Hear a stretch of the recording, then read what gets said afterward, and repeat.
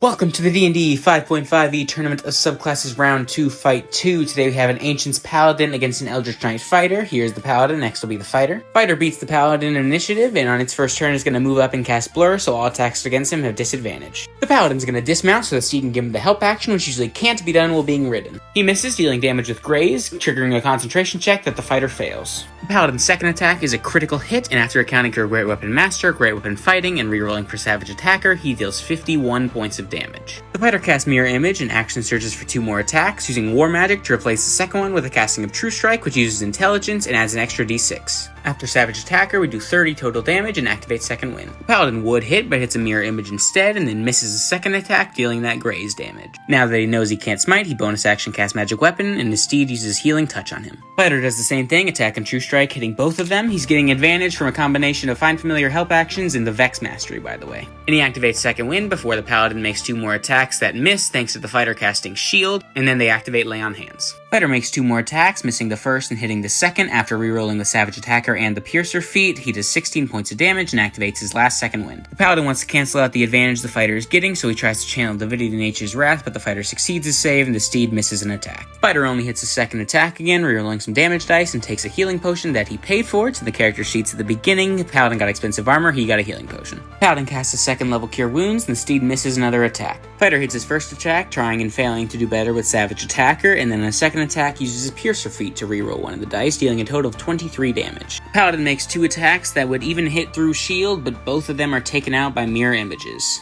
The Fighter's first attack is a crit and does enough damage to finish off the Paladin, but the steed could act independently, so he makes his second attack on the steed with help from his familiar and hits, dealing 18 points of damage. The steed tries to respond by hitting, but misses, and the Fighter is able to finish off the steed after using Savage Attacker.